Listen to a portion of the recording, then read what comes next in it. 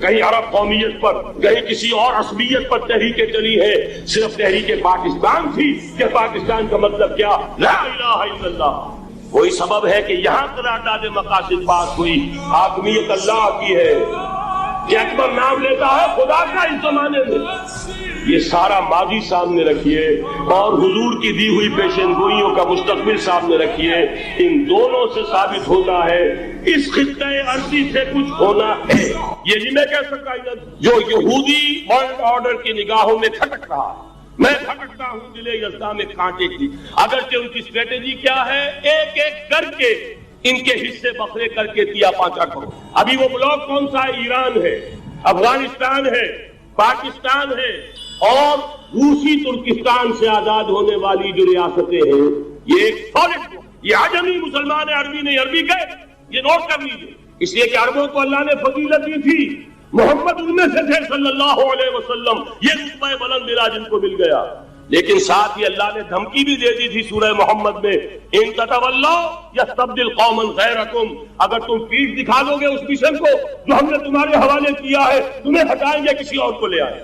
اور یہ بات ہو چکی ہے 13ویں صدی عیسوی میں، 1258 میں جب سقوط بغداد ہوا ہے، عربوں کے ہاتھ سے عالم اسلام کی قیادت چھین لی۔ اس کے بعد قیادت کن کے ہاتھوں میں آئی؟ ترکوں کے ہاتھ، ترکان تیموری ہندوستان میں، ترکان صفوی ایران میں، ترکان سلجوقی مڈل ایسٹ میں، اور ترکان عثمانی کا تو کہنا ہی کیا ہے، وہ ایشیا مائنر سے چل کر آپ کو معلوم ہے کہ مشرقی یورپ کا کتنا بڑا علاقہ، دی گریٹ آٹومان امپائر اس صدی کے آغاز تک قائم تھی۔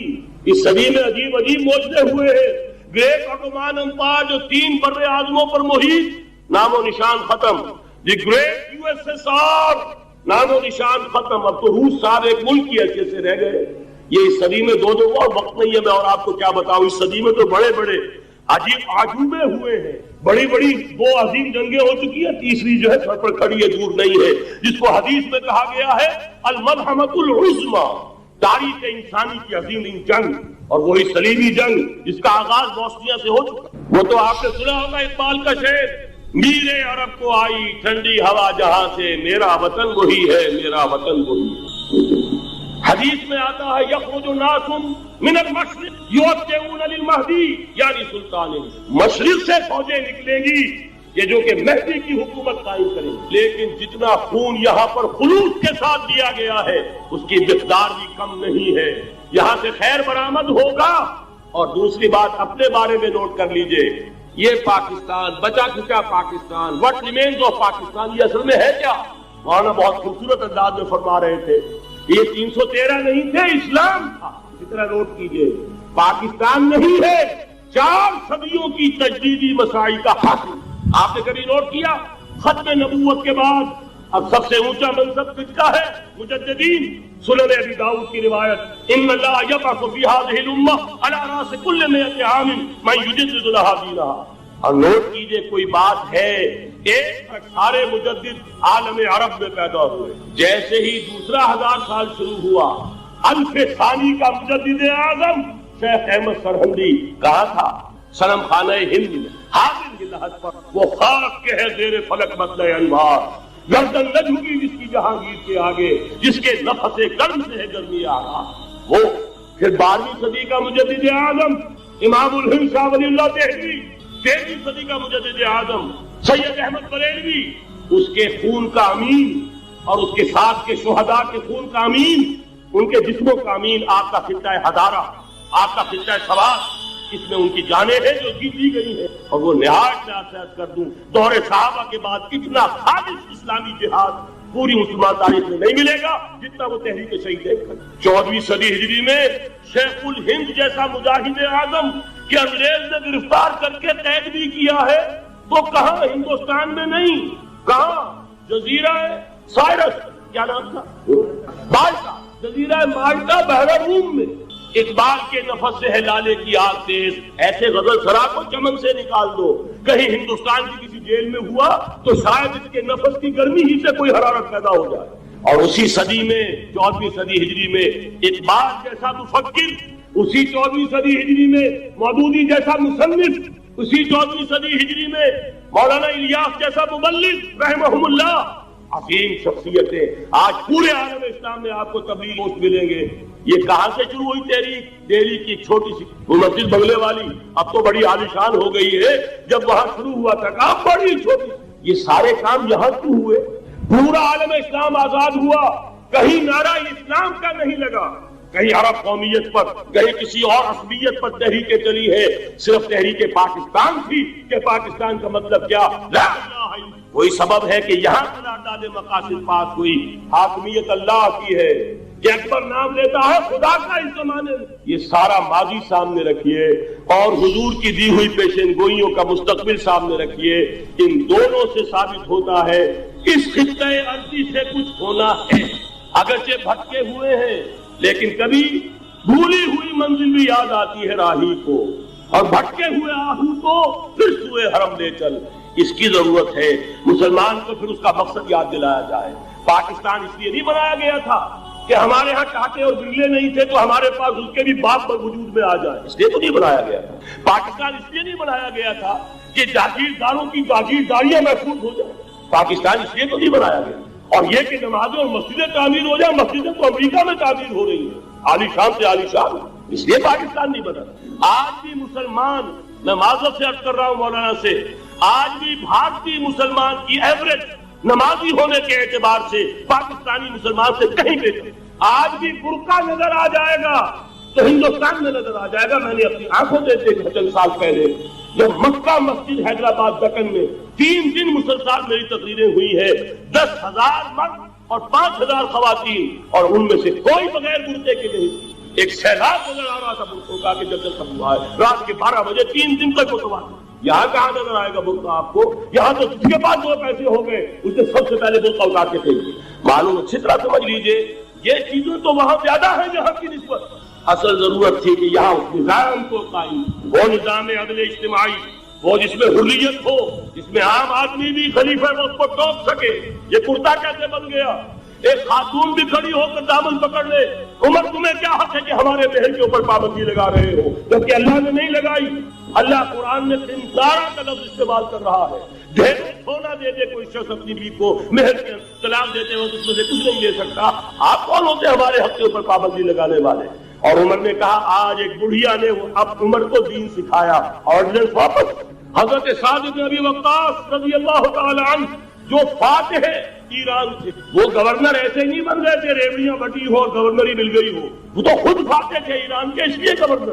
صرف ایک پرچہ پہنچا ہے بارگاہ خلافت میں، حضرت عمر فاروق کے پاس انفارمیشن آئی سعد نے اپنے گھر کے باہر ڈیوڑی بنا لی ہے اور ایک دربان کھڑا کر حضرت بلال کو بھیجا ہے رقعہ دے کر. اور یہ حکم تھا کہ بلال پہلے تو جاتے ہی ڈیوڑی میں آگ لگا دینا، پھر یہ رقعہ دینا میرا. اور رقعے میں لکھا ہوا تھا اے سعد، لوگوں کو ان کی باؤں نے آزاد کرنا تھا، تم نے انہیں اپنا غلام کب سے بنا لیا ہے. یہ دربان طے کر لیا اپنے آپ. وہ حریت، وہ مساوات کہ جا رہا ہو خلیفہ وقت اور چارج لینے جا رہا ہے بیت المقدس کا، کوئی ذاتی علاج کے لیے نہیں جا رہا، سیر و سیاحت کے لیے نہیں جا رہا، چارج لینے کے لیے. بالکل سرکاری وزٹ ہے، آفیشل وزٹ ہے، اسٹیٹ. اور حال کیا ہے؟ 700 میل کا فاصلہ طے کرنا اور ایک اونٹ، کوئی انٹوریج نہیں، کوئی قدم و حجم نہیں، کوئی جمبو جٹ بھرے ہوئے نہیں، کچھ نہیں. ایک اونٹنی، ایک خادم. اس ایک اونٹنی پر چونکہ راستے کا راشن بھی ہے لہذا 2 آدمی نہیں بیٹھ سکتے، ایک بیٹھ سکتے. ایک منزل خلیفہ وقت بیٹھا ہوا ہے اوپر اور خادم نکیل پکڑ کر چل رہا ہے. اگلی منزل خادم اوپر بیٹھا ہے اور خلیفہ وقت عمر بن الخطاب رضی اللہ تعالی عنہ اور وہ آگے آگے نکیل پکڑ کر. یہ نظام چاہیے آج. اور اس کے انتظار میں، اس کی تلاش میں نوع انسانی نے کتنے تجربے کر لیے، کیسی چھلانگیں لگائی. ملوکیت ختم کی، آسمان سے گرا کھجور میں اٹکا. جمہوریت آئی نام نہاد، لیکن وہ سرمایہ دارانہ نظام بن کر آگے سے بڑھ کر لعنت بن گئے. پہلے جاگیردار مسلط تھا، اب سرمایہ دار اور کارخانے دار مسلط. اس سے نکلنے کے لیے زور لگایا، کمیونزم کی طرف گئے، چھلانگ لگائی، اب ایک پارٹی ڈکٹیٹر بن کر بیٹھ گئے. انسان رستم یک بنتا استاد در بندے جگر، ایک چیز سے غلامی سے نجات پاتا ہے، دوسری میں پھنس جاتا ہے. اور کیوں؟ کہ وہ نظام عدل اجتماعی جو محمد عربی کو دے کر بھیجا گیا تھا، اس کے کسٹوڈین سوئے ہوئے، اس کے کسٹوڈین کو اندازہ ہی نہیں. یہ نسخہ تو ہمارے پاس تھا، ہمیں عمل کرنا تھا اور دنیا کے سامنے پیش کرنا تھا. پاکستان بنایا اس لیے گیا تھا کہ ہم اس کا ایک نمونہ دنیا کے سامنے پیش کریں گے. قائد اعظم نے فرمایا تھا کہ ہم یہ چاہتے ہیں کہ پاکستان کی صورت میں عہد حاضر میں اسلام کے اصول حریت و اخوت و مساوات کا ایک نمونہ قائم کر کے کہا ہے. وہ بھٹک گئے، سو گئے. بہرحال اب بھی وقت، جب تک سانس تب تک آس. میرے عزیز نے تو ڈرایا ہے اور صحیح ڈرایا ہے. اللہ تعالیٰ نے 25 برس انتظار کیا تھا. پہلے عذاب کا کوڑا، پھر 12 ہماری تھی. وَلَنُذِيقَنَّهُم مِّنَ الْعَذَابِ الْأَدْنَىٰ دُونَ الْعَذَابِ الْأَكْبَرِ. بڑے عذاب کے پہلے چھوٹا عذاب کا مزہ چکھائیں گے. لَعَلَّهُمْ يَرْجِعُونَ، شاید کہ لوٹ. وہ ہم سے 1000 میل کے فاصلے پر ہوا تھا، اگرچہ 93,000 ہمارا قریل جوان، جن میں غالباً 43,000 فوجی، اور یہ کہ تقریباً اتنی تعداد میں جو غیر فوجی وہ اس ہندو کے غلام بنے، قیدی بنے، جن پر 800 برس تک، کہیں 600 برس تک، کہیں 1000 برس تک اتنی بڑی شکست کا کلنک کا چھلکا ہماری پیٹھ پر پڑا. پہلے عذاب کا کوڑا آ گیا تھا. 25 برس ہو گئے تھے قمری حساب سے، نوٹ کر لی. یہ نہ سمجھیے 24.25 برس ہوئے تھے. 24.25 برس قمری حساب سے 25 برس تھے. اور اب نوٹ کر لیجئے اگلے 25 برس کے پورے ہونے میں اگلے رمضان کی 27 تاریخ تک صرف مہلت.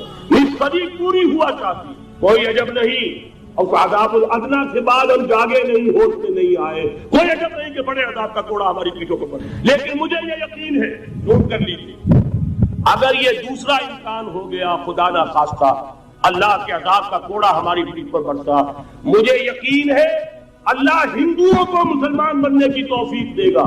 لیکن اسلام کا بول بالا کسی خطے سے تاریخ میں یہ ہو چکا ہے. آیا فتنہ تاتار کے افسانے سے، پاسماں مل گئے کعبے کو صنم خانے سے. تاتاریوں کے ہاتھوں کروڑوں مسلمان قتل ہوئے، لیکن اسلام نے تاتاریوں کو فتح کر لیا.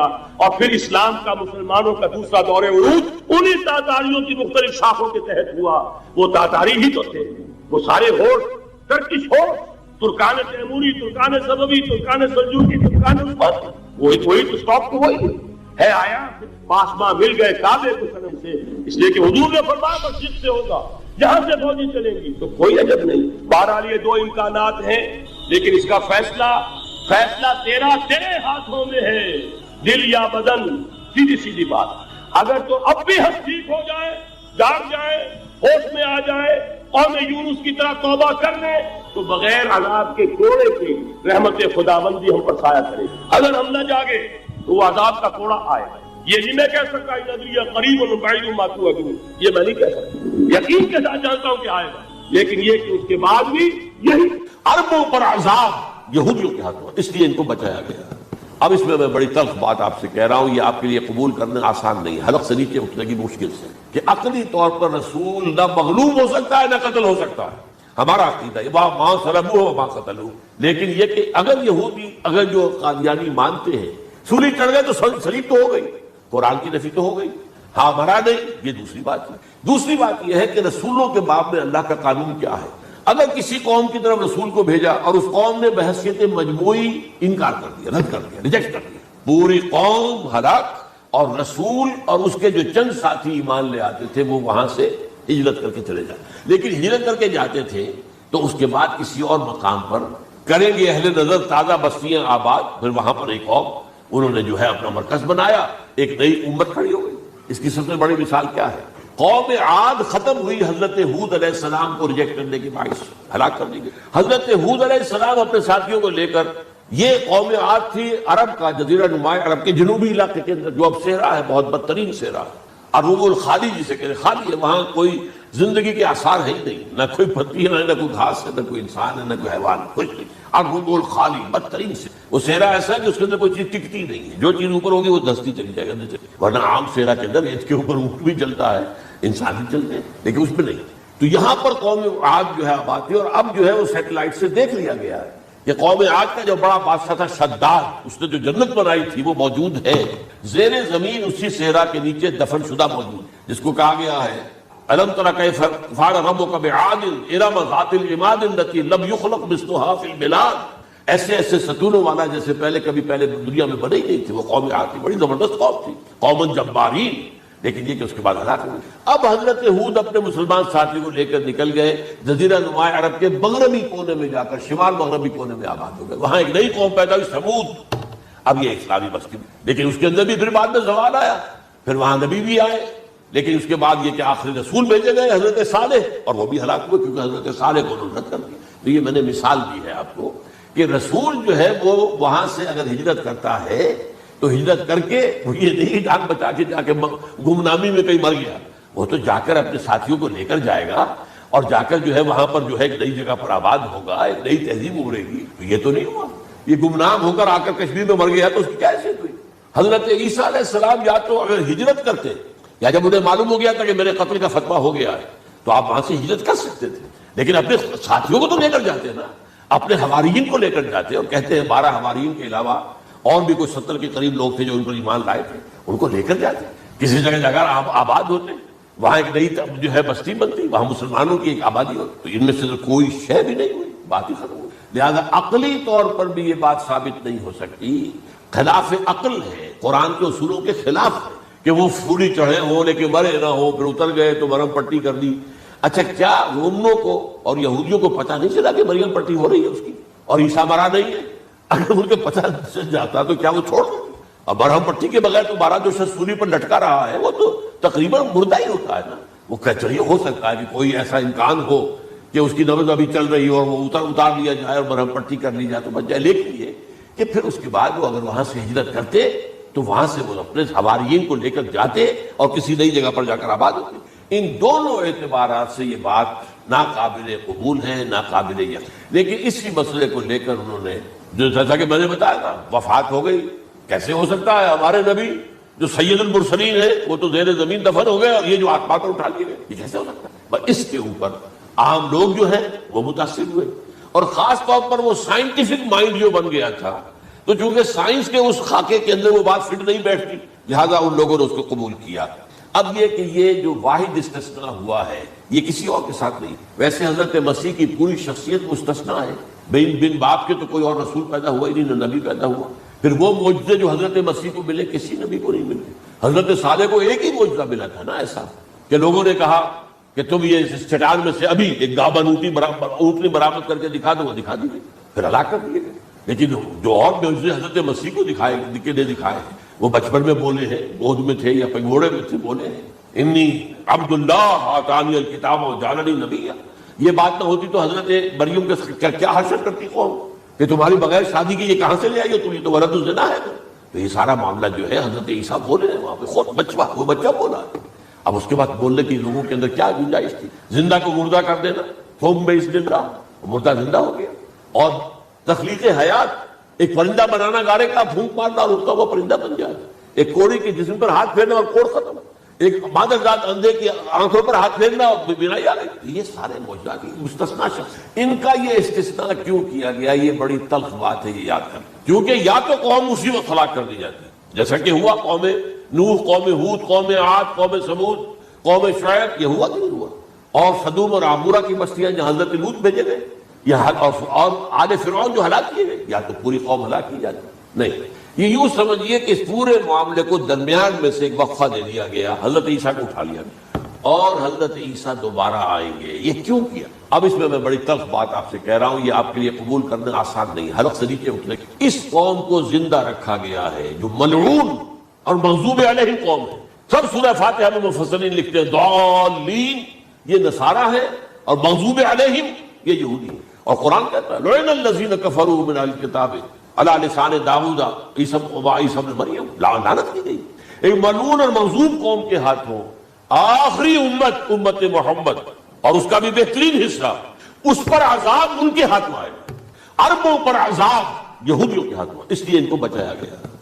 یہ میں نے کئی دفعہ واقعہ سنایا، مولانا اسلائی صاحب بتایا کرتے تھے، کیونکہ وہ راجپوت تھے، یو پی کے راجپوت مشرقی حصے، کہ ہمارے ہاں کوئی نوجوان اگر کوئی بڑی گری ہوئی حرکت کرتا تھا تو اس پہ سر پر چمار کے ذریعے، چمار کے ہاتھوں جوتا لگایا جاتا۔ اگر راجپوت کے سر پر راجپوت کا جوتا گرا تو چلو تکلیف تو ہوئی، لیکن یہ کہ راجپوت کا جوتا گرا ہے نا، پڑا ہے، لیکن راجپوت کے سر پر چمار کا جوتا، جس کو آپ انگریزی میں کہتے ہیں to add insult to injury, تو تکلیف بھی ہے جوتا کھانے کی، اور انسلٹ ہے کہ ایک چمار مار رہا۔ یہ امت سب سے خیر امت ہے، کنتم خیر امت اخرجت للناس۔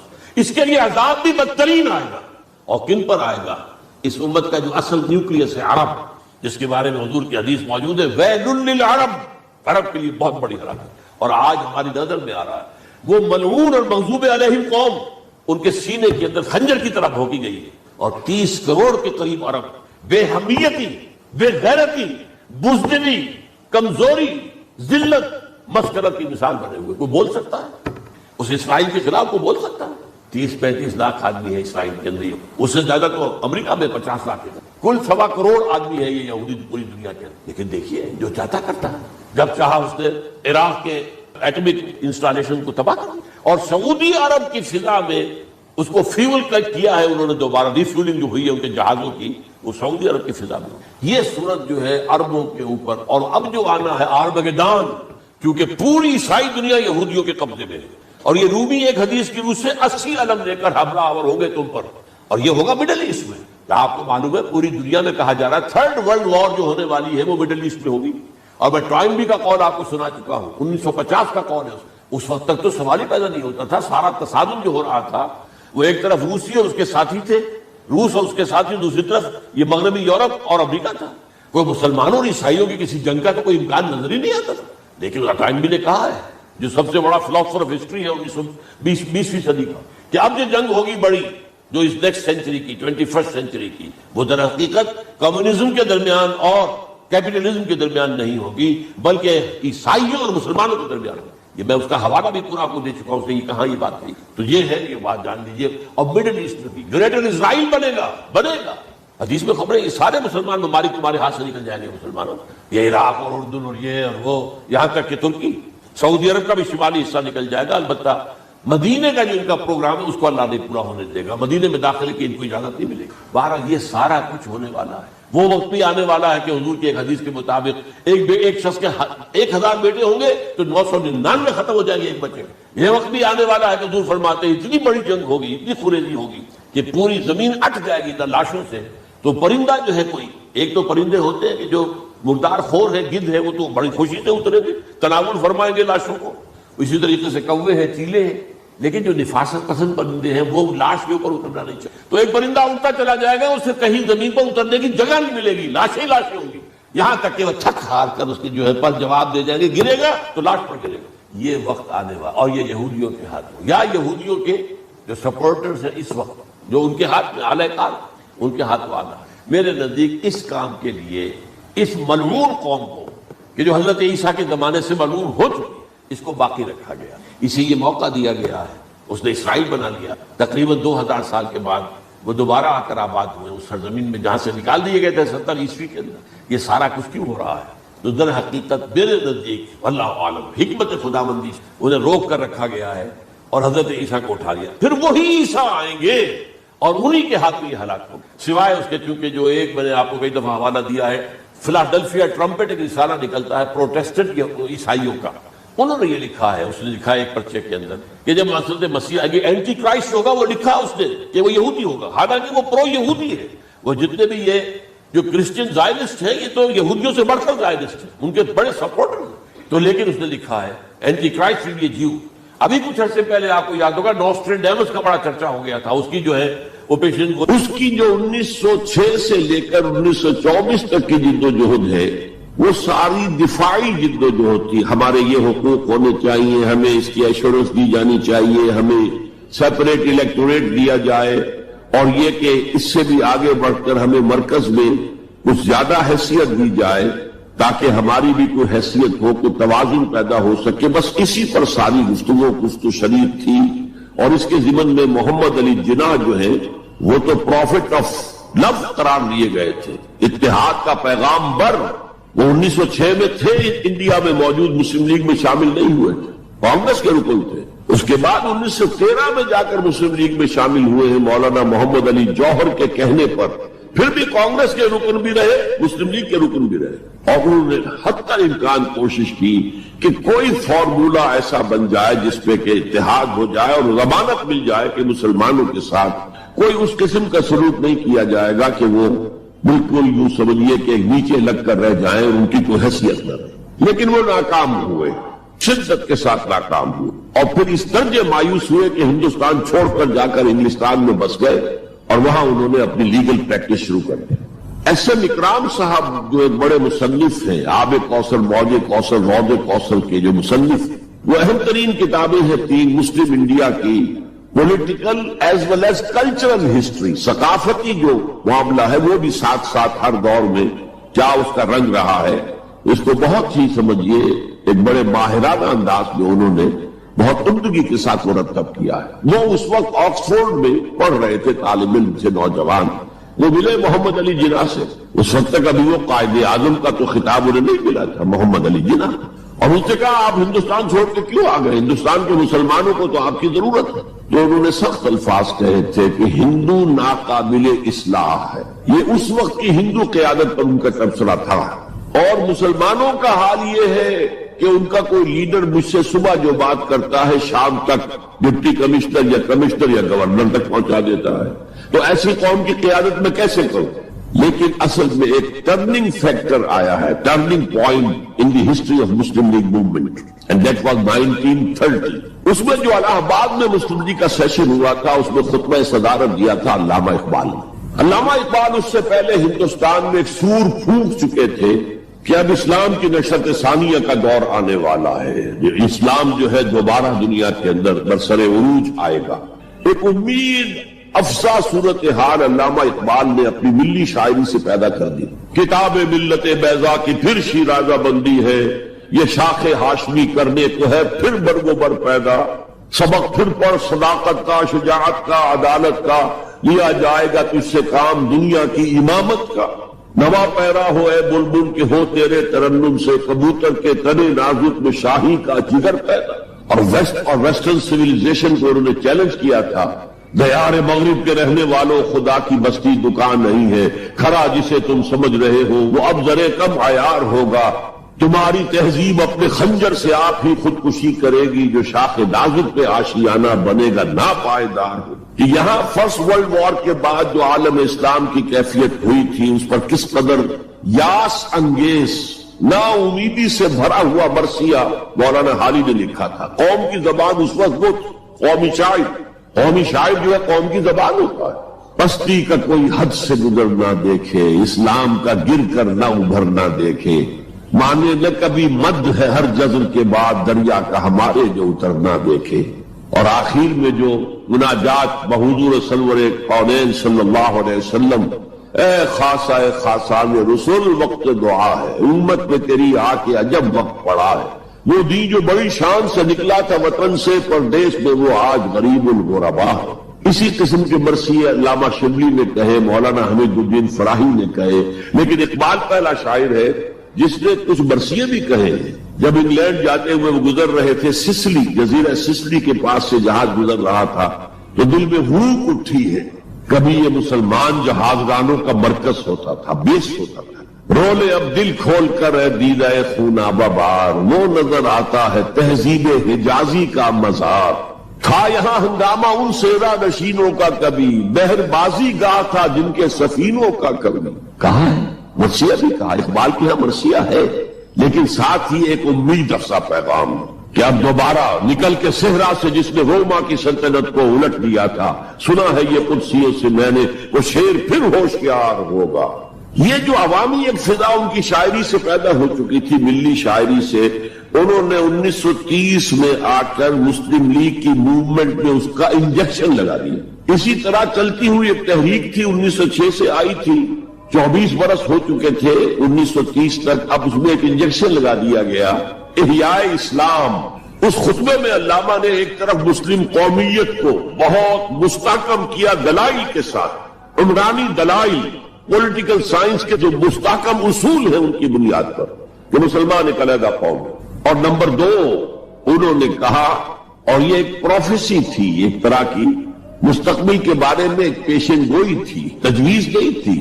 پارٹیشن آف انڈیا کی تجویز تو بہت بعد میں آئی ہے، 1940 میں، یہ 1930 کی بات میں کر رہا ہوں۔ انہوں نے کہا تھا، مجھے یقین ہے کہ یہ ڈیسٹنی ہے، تقدیر مبرم ہے کہ ہندوستان کے شمال مغرب میں، شمال مشرق کا انہیں اس وقت احساس نہیں ہوا تھا، ایسٹ پاکستان کا جو اب بنگلہ دیش ہے ادھر ان کی نگاہ نہیں گئی تھی، ہندوستان کے شمال مغرب کے اندر ایک آزاد مسلمان ریاست قائم ہوگی، اور اگر ایسا ہو گیا تو ہمیں موقع مل جائے گا کہ دور ملوکیت میں جس کے لیے لفظ بڑا ثقیل استعمال کیا انہوں نے، عرب امپیریلزم.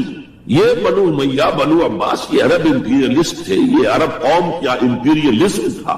ان کی حکومت اسلام کی عکاسی کرنے والی نہیں تھی. اسلام کی عکاسی کرنے والی تو خلافت راشدہ تھی. ابو بکر تھے، عمر تھے، عثمان تھے، علی تھے رضی اللہ تعالی عنہ. تو دور ملوکیت میں یا دور عرب امپیریلزم میں جو داغ دھبے آ گئے ہیں اسلام کے چہرے پر، انہیں صاف کر کے اور صحیح اسلام کی ایک شکل دنیا کو دکھا رہا ہے.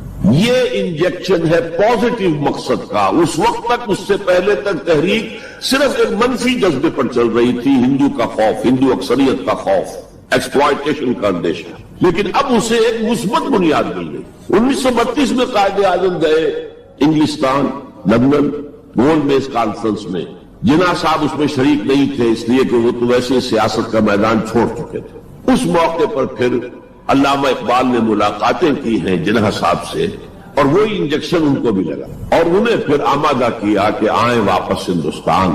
اور اس انجیکشن کے حوالے سے مسلمانوں نے ہند کو منظم کرے اور جمع کرے. تو یہ پھر تحریک پاکستان جو ہے، کیونکہ مسلمانوں کے جذبات کے ساتھ اس کی ہم آہنگی، معجزہ ہو گیا کہ مسلم مائنورٹی کے پروونسز نے کس طریقے سے یکجا اور یکسو ہو کر اس موومنٹ کو سپورٹ کیا. حالانکہ انہیں معلوم ہے کہ کسی بھی حساب سے ان کے تو پاکستان میں شامل ہونے کا کوئی امکان تھا ہی نہیں، بلکہ تحریک مسلم لیگ اصل میں مائنورٹی پروونسز کی تحریک تھی.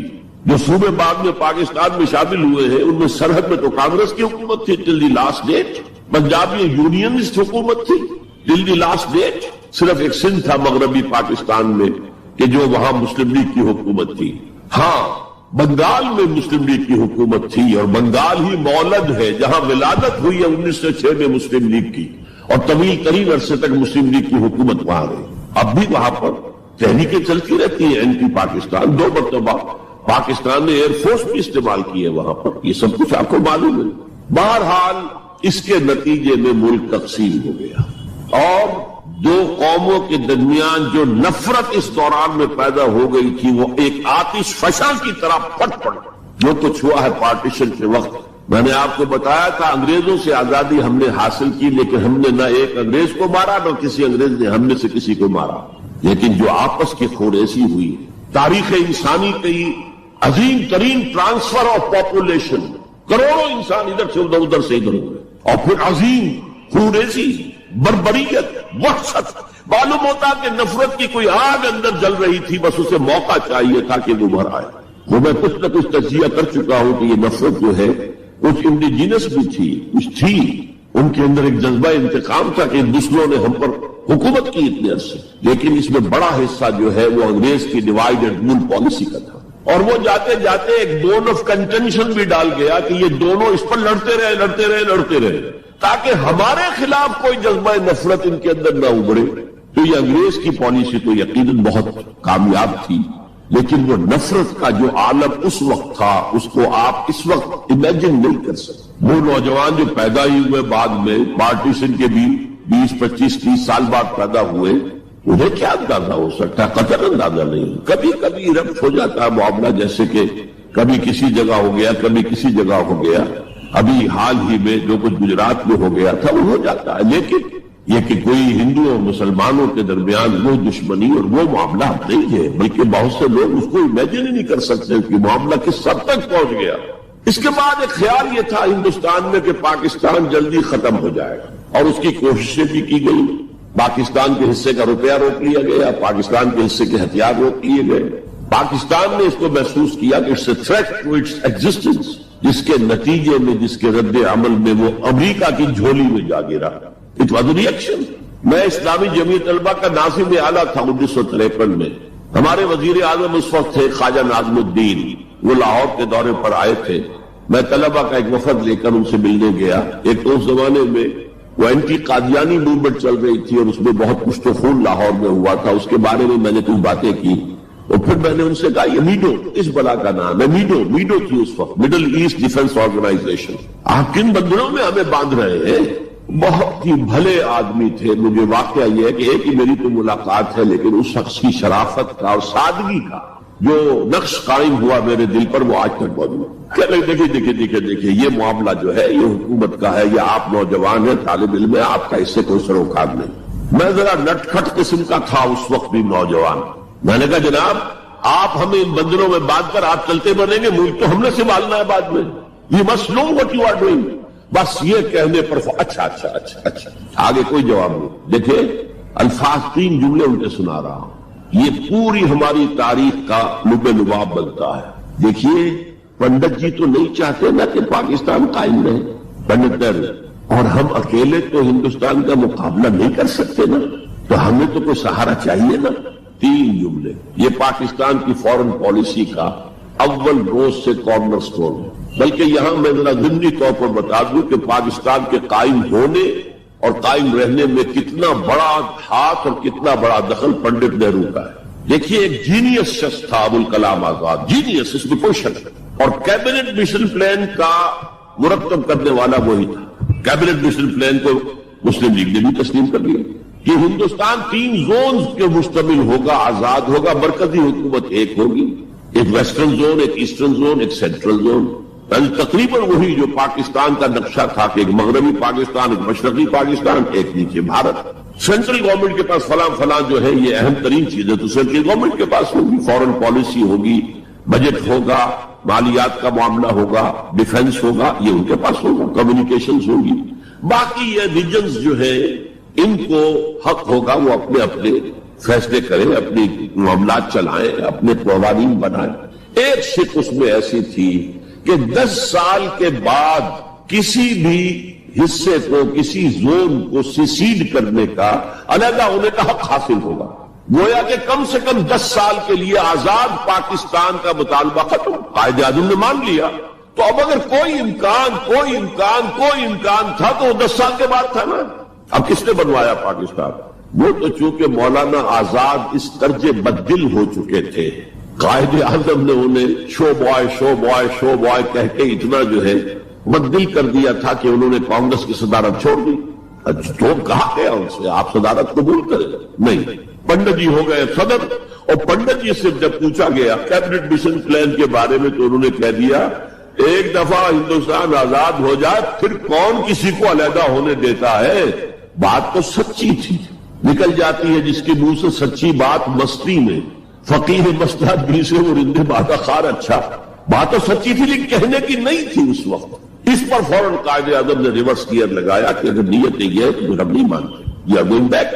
تو عالم واقعہ میں پاکستان کس نے بنوایا 1947 میں؟ ہسٹری کا تجزیہ کیجئے، سمجھ گئے یہ کچھ اللہ تعالیٰ کی مشیت تھی۔ تمام انسانوں کے دل حضور کی ایک حدیث کے مطابق اللہ کی 2 انگلیوں کے مابین ہوتے ہیں، وہ جدھر چاہتا پھیر دیتا۔ یہ اللہ کی حکمت تھی، اللہ چاہتا تھا کہ یہ مسلمانان ہند جو کہہ رہے ہیں اللہ ہمیں آزادی دے، انگریز سے بھی دے، ہندو سے بھی دے، تیرے دین کا بول بالا کریں گے، ہم تیرے نبی کا دین قائم کریں گے، تو اللہ ایک چانس دے کر دیکھ لینا چاہتا تھا کہ یہ کرتے کیا ہے۔ حالانکہ لارڈ ماؤنٹ بیٹن کی تجویز تھی کہ 14 اگست کو انڈیا پہلے اس کی فریڈم ڈکلیئر ہو اور 15 کو پاکستان کی ہو، تاریخ بدل جاتی۔ یہاں کے پنڈتوں نے کہا کہ 14 جو ہے وہ منحوس دن ہے، لہذا انہوں نے کہا 15 تو 14 کو پاکستان، اور وہ 27ویں شب تھی رمضان مبارک کی۔ یہ اصل میں ایسا ہی معاملہ ہے جیسے کہ مصر میں بنی اسرائیل نے حضرت موسیٰ سے کہا تھا کہ اے موسیٰ تمہارے آنے سے پہلے بھی ہم پر تشدد ہوتا تھا اور ہمیں ہر طرح ستایا جاتا تھا، تمہارے آنے کے بعد بھی حال ہمارا تو وہی ہے، ہماری تو کوئی بھلائی نہیں ہو سکی۔ تو حضرت موسیٰ کا ایک جواب جو ہے وہ وہاں پر منقول ہے، عَصَىٰ رَبُّكُمْ أَن يُهْلِكَ عَدُوَّكُمْ، قریب ہے کہ تمہارا رب تمہارے دشمن کو ہلاک کر دے، وَيَسْتَخْلِفَكُمْ فِي الْأَرْضِ، اور تمہیں زمین میں طاقت دے، فَيَنْظُرَ كَيْفَ تَعْمَلُونَ، پھر وہ دیکھے گا تم کیا کر۔ وہ انہوں نے جو کچھ کیا تھا وہ اس کی تاریخ میں آپ کے سامنے بیان کر چکا ہوں۔ اب صورتحال تبدیل ہو رہی ہے، اب تعلقات کے بحال ہونے کا معاملہ تیزی کے ساتھ جاری ہے، دوستی کی طرف قدم بڑھ رہے ہیں۔ بالکل وہ بات جو علامہ اقبال نے اپنے اسی خطبے میں کہی تھی کہ ویسٹ پاکستان وہ جو بھی ہوگا، اس وقت پاکستان لفظ استعمال نہیں کیا تھا، وہ ہندوستان کی حفاظت کا ذریعہ بنے۔ ہندوستان پر ہمیشہ حملہ آور ہوا نارتھ ویسٹ سے، ہمالیہ کراس کر کے تو کوئی آ نہیں سکتا، اور تاریخ میں پہلی مرتبہ انگریز آئے تھے سمندر کے راستے سے، باقی تو جو آیا وہ کوئی ہن آئے، منگولز آئے، پٹھان آئے، جو بھی آیا ادھر ہی سے آیا ہے۔ تو یہ جو ہے ہندوستان کی پروٹیکشن کا ذریعہ بن جائے گا، اور واقعہ یہ کہ بن گیا، ورنہ یہ کہ کمیونزم سویپ کر کے پورے انڈیا کو لے جاتا۔ یہ پاکستان کے اندر وہ جو بھی مذہبی جذبہ ہے، چاہے وہ مثبت طور پر بروئے کار نہیں آ سکا، لیکن بے خدا کمیونزم کے خلاف جو مسلمانوں میں جذبات تھے، تو اس رو کو، اس سیلاب کو روکا ہے پاکستان۔ بہرحال اب صورتحال جیسا کہ میں نے کہا ہے کہ عام طور پر بھی اب آمد و رفت کی سہولتیں کی جا رہی ہیں، اور میں سمجھتا ہوں کہ وہ نسل بھی اب بیت چکی ہے جس کے دل میں وہ انتقامی جذبات تھے، وہ رہ گئے ہیں ریمننٹس کچھ تھوڑے بہت کچھ لوگوں کے اندر، ورنہ بائی اینڈ لارج بحیثیت مجموعی وہ کیفیت اب باقی نہیں۔ امید یہ بھی ہو رہی ہے کہ کشمیر کا مسئلہ بھی